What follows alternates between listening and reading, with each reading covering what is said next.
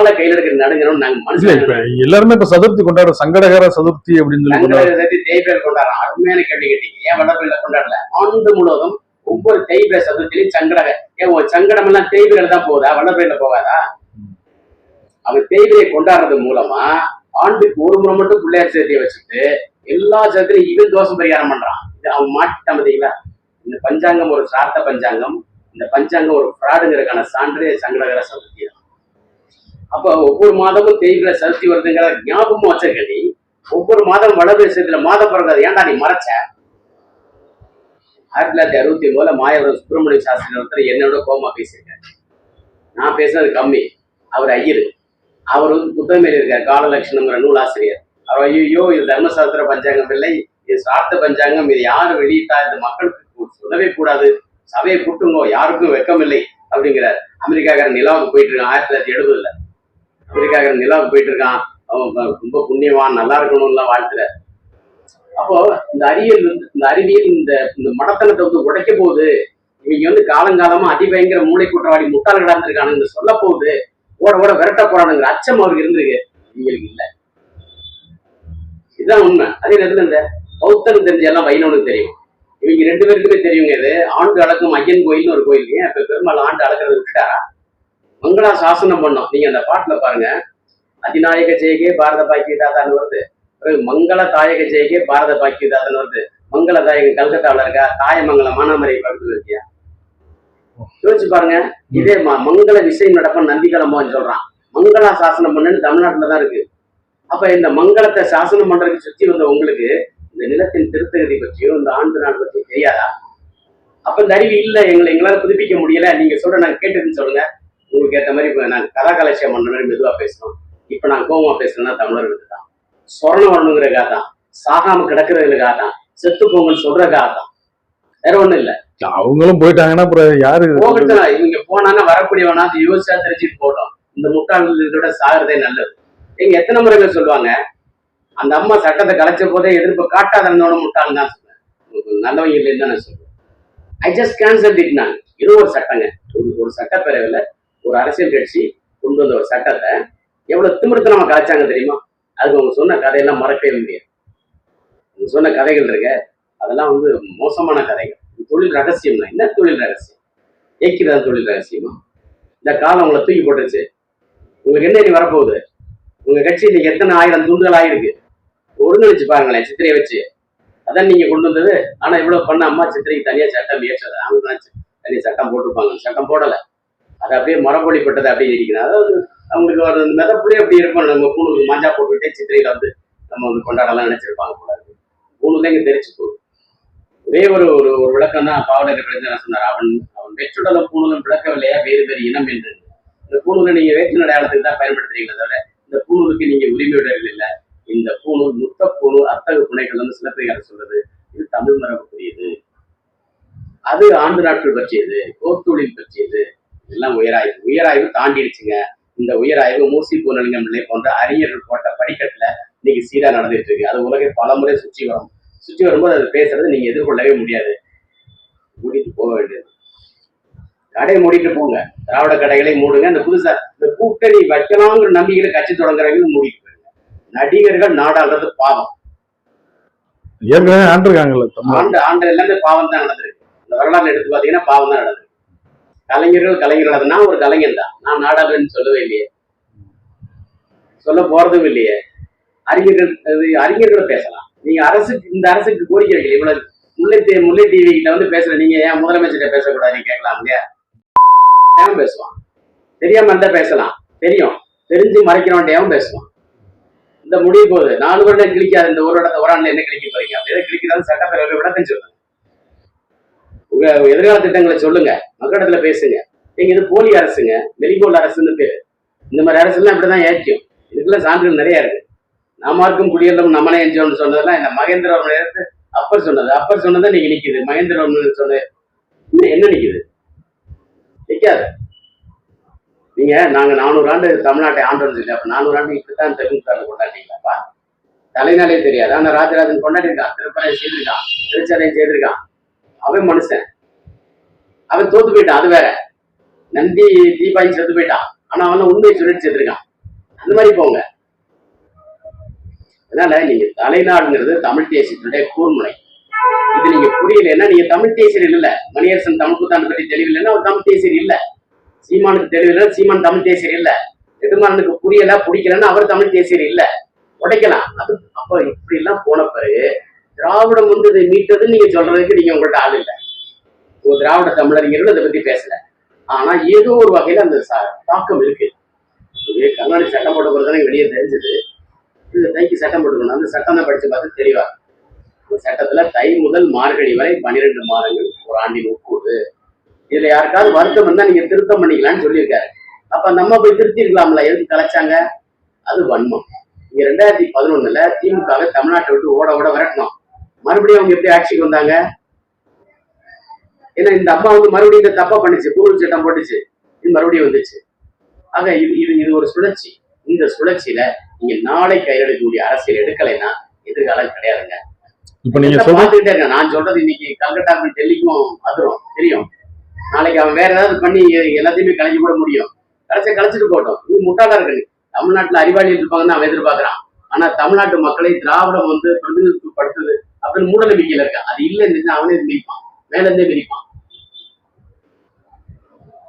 இதுதான் என்னுடைய பார்வை மட்டும் இல்ல, எல்லாருடைய பார்வையில தான் சிலர் பேசுறாங்க, சிலர் பேசல. அவ்வளவுதான் வேறுபாடு. நாங்க இந்த நாளை அறிவிக்கிறோங்க. அறிவிக்கிற நாங்க வந்து இந்த அரசாங்கத்துல போய் கோரிக்கை வைக்க மாட்டோம். அது உண்மையான அரசுன்னா தானேல செய்யணும். நீங்களே செய்யணும். நீங்க செஞ்சுதான் சந்தோஷம். தெரியாம இருக்கலாம்ல. தெரியாம இல்லைங்க. எதுங்க பேசி பண்ண தெரியாம இல்ல, தெரிஞ்சு செய்யறாங்கன்னு நான் சொல்ல வரேன். தெரியாமல தெரிஞ்சுக்குங்க. அந்த முறையில வந்து நீங்க பவியமா கேளுங்க. நாங்க சொல்றோம். திணிக்க கூடாதுல்ல.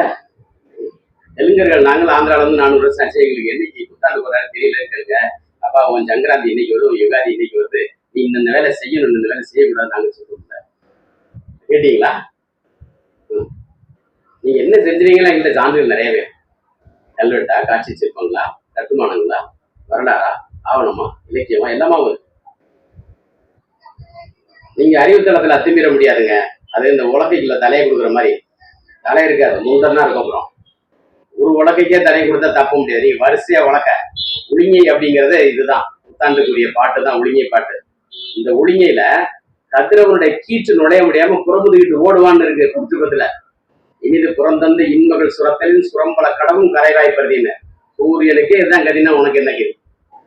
எச்சிட முடியாது. அறிவுங்கிறது வெளிச்சம். அந்த வெளிச்சம் புறப்பட்டுருச்சுன்னா அதை சுத்தி வரும். அதுதான் இது புத்தாண்டு சார்ந்த புரிதல். இதை நாங்க எந்த வரைக்கும் நாங்க பேசிட்டு வரோம். இனி வரோம். அப்போ தன்னுடைய தகுதியை வந்து புதுப்பிச்சுக்கல, வேற ஒண்ணுமே இல்லை. சீமான் சொன்னா சீமான் கூட இருக்க தம்பிகள்ல கூட யாருமே பேசக்கூடாதா? அப்படியே ஒரு எல்லாரும் வாயில கூட்டு போட்டு சாவி மொத்தம் கையில வச்சிருக்காங்க. பேசுறவங்க இல்லப்பா. இன்னைக்கு அவர் தெலுங்கு புத்தாண்டு சொல்லும்போது நாங்க மறுக்கிறோம். எத்தனை இடத்துல நீ கண்டிச்சரி அவர்கள் வந்து இப்ப சீமானிசம் அப்படின்னு ஒண்ணு புதுசா தொடங்கி அப்படிலாம் நிக்காதுங்க. தேவையில்லாம தன்னை தமிழ் தேசியம் சொன்னா வரவேற்கிறோம். அதுக்கு நீ தப்பான விளக்கம் சொன்னா யாரும் ஏற்றுக்க மாட்டாங்க.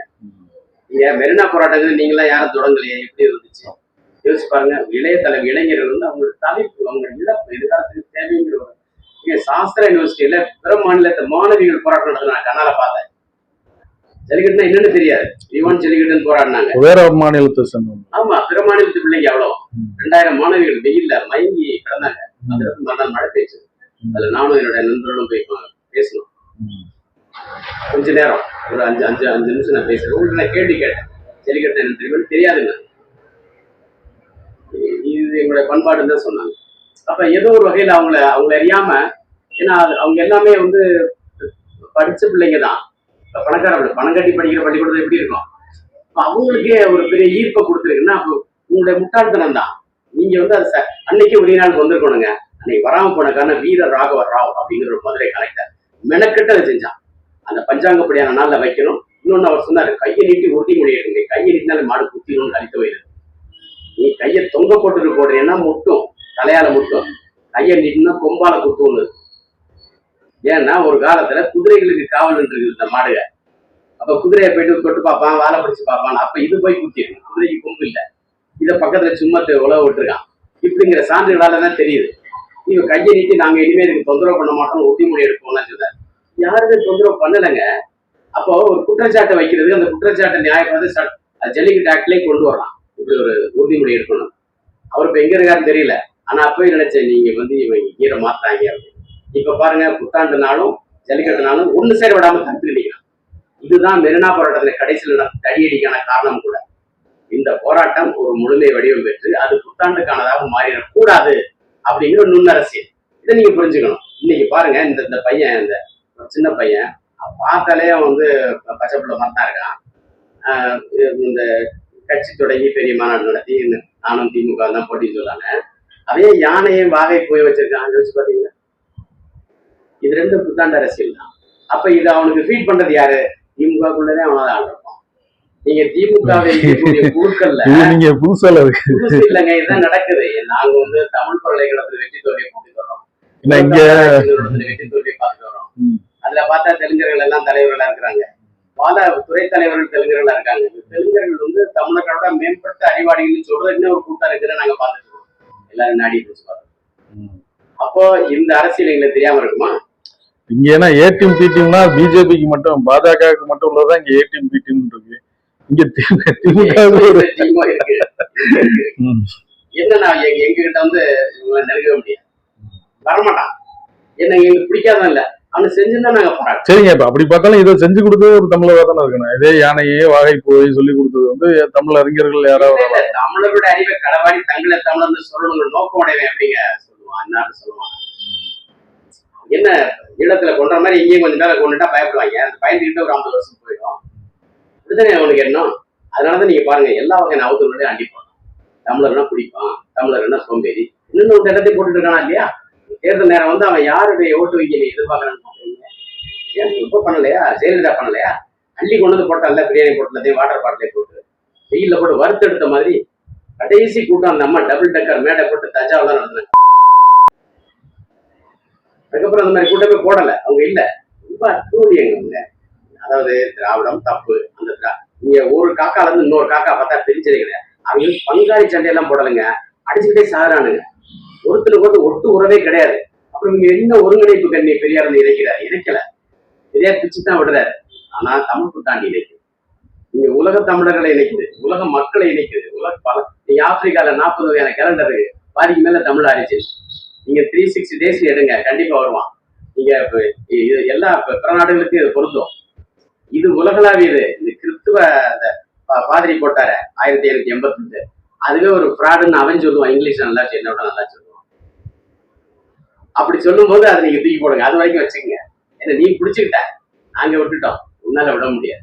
உன்னால கொண்டாட முடியல, உன்னால 3ஆம் பிறை பார்க்க தெரியாத உனக்கு. இல்ல நீ பௌர்ணமியை பார்க்காம இருக்க, அதுக்காக பௌர்ணமியோட நன்மைகள்லாம் உனக்கு தெரியாதா? பைபிள்ல எங்கேயுமே பௌர்ணமி இல்லையா? ஃபீஸ்ட் மட்டும் இருக்கு. பௌர்ணமி வராம தான் ஃபீஸ்ட் வந்ததா? இஸ்லாமியர்களுக்கு பௌர்ணமி பிடிக்காதா? அந்த முழுநடை வந்தா மூஞ்சி திருப்பிக்குவாங்க. முதல் பிற மட்டும் பார்த்த போதுமா? எவ்வளவு பெரிய அறிவியல் நமது. விளையாடுற விஷயம் இல்லை. நீங்க பாருங்க, இலக்கியம் கலைகள் எல்லாமே பௌர்ணமி. நீங்க பௌர்ணமி இது பொய்யா மரபுன்னு தெரியுங்க.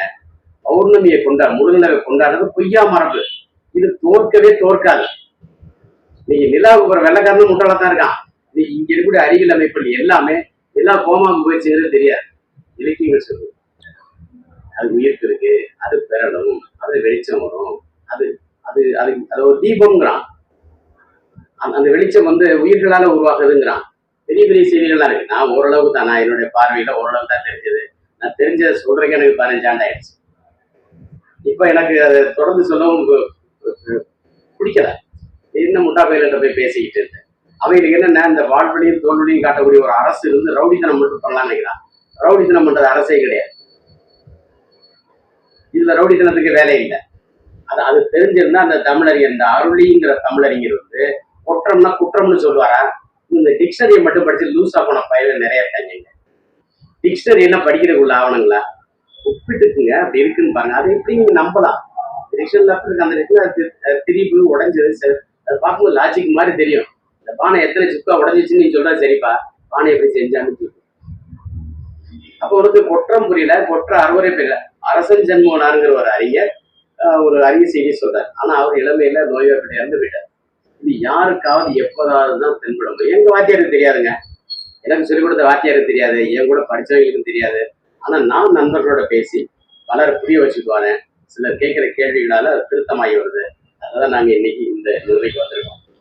நாளைக்கு இதை இன்னும் அழுத்தமா கொண்டு போவோம். ஆக தமிழ் தேசியம் அப்படிங்கிறது நாளைக்கு நீங்க வாளுக்கு வேலி அம்பலம்னு ஒருத்தன் சொல்றாங்க. அவன் வாளுக்கு வேலையை நாளுக்கு வேலையை ஆராய்ச்சி பண்ணீங்களா?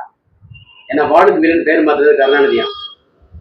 இங்க சாந்தினிகேதனை விட பெரிய நிறுவனம் தாங்க மாமல்லபுரம். அங்கே ஒரே ஒரு நல்ல ஒரு போனார் பேரு கருணாநிதி. இன்னைக்கு பட்டறையா போச்சு, பல்கலைக்கழகமா மாறல. ஆனா சாந்தினிகேதனை விஸ்வபாரதி யூனிவர்சிட்டி,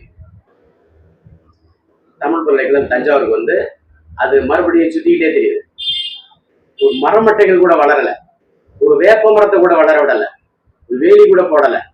1000 ஏக்கர். இது உங்க வன்மம் தானே? நான் என்ன சொல்றேன்னா 2026ல நீங்க அனைத்து மகளிர் தமிழ் பல்கலைக்கழகம் அமைங்க. இதுல இந்த அக இலக்கியங்கள் பற்றி படிப்புலதான் அந்த நாட்காட்சி பற்றி சீக்கிரம் அவங்களுக்கு ஒப்படைச்சிருங்க. இல்ல நீங்க இப்ப நாட்காட்டி இதை பத்தி நம்ம நிறைய பேசிட்டோம். நீங்க பாக்கியம் அதை பத்தியும் சொன்னீங்க. பாக்கியம் நாட்காட்டியோட தொடர்புடையதானே? அதுதான், அதனாலதான் இப்ப கேக்குறேன். இங்க இப்ப வந்து பாத்தீங்கன்னா இப்ப இந்த சனிப்பெயர்ச்சி வருது, திருக்கணிதம், வாக்கிய பஞ்சாங்கம். திருக்கணிதம்ங்கிறது இருப்பாங்க. திருக்கணிதம்ங்கிற சொல்லுக்கே பாக்கியம் தான் போடும். அப்போ நீங்க திருக்கணிதம் வேற பாக்கியம் வேற பிரிச்சதுனால பாக்கியம் பாக்கியம் ஆயிடுச்சாங்கிறது அவங்கதான் சொல்லணும். சரி, அப்படி இருந்தாலும் நீங்க பஞ்சாங்கத்தை திருத்தி பஞ்சாங்கத்தினுடைய அரசாணை நினைச்சீங்கன்னா ஏன்டா இவ்வளவு நாளா வல்லுநர்கள் அமைக்கல? பஞ்சாங்கம் தப்புன்னு சொல்றதுக்கு ஒரு நாய் கிடையாது. நீங்க எப்படி பஞ்சாங்கத்தை விற்பனை செய்யலாம்? தடை செய்யணும். அந்த பஞ்சாங்கத்துக்கு மட்டும் தான் நீங்க முகூர்த்தத்துல இருந்து அவ்வளவு நடந்துட்டு இருக்கு. படிக்க அவ்வளவு பேர் பின்பற்றக்கூடிய இந்த ஆவணம் தப்பான ஆவணம் கிடையாது. எத்தனை பேர் சொன்னீங்க? தப்புன்னு சொல்றக்கூடிய யாரும் கிடையாதா? கூட்டத்துக்கு தொங்க போட்டுறான் பாம்பு பஞ்சாங்கம்னு. இதெல்லாம் பாம்பு பஞ்சாங்கம் நமக்கு இருக்குது. பாம்புங்கிற சொல்ல உலகத்தை சுற்றி வரக்கூடிய நனந்தலை பாதைக்கு தான் பாம்புன்னு பேர். ராஜநாகம்னு சொல்றான், தமிழ் விடுத்துவதுங்கிற இலக்கியத்தில் இருக்கு. ராஜ ராஜ ராஜகாரியம்னே சொல்றான். ராஜகாரியம், ராஜநாகம், இந்த சொற்களால பயன்படுத்துறது. அதுதான் பாம்பு பஞ்சாங்கம். நம்மளுடைய அறிவு களவு போயிருக்கு. அந்த அறிவு எங்கெங்க ஆவணமா இருக்கு எல்லாத்தையும் அழகா நீக்கிட்டு இருக்கும்.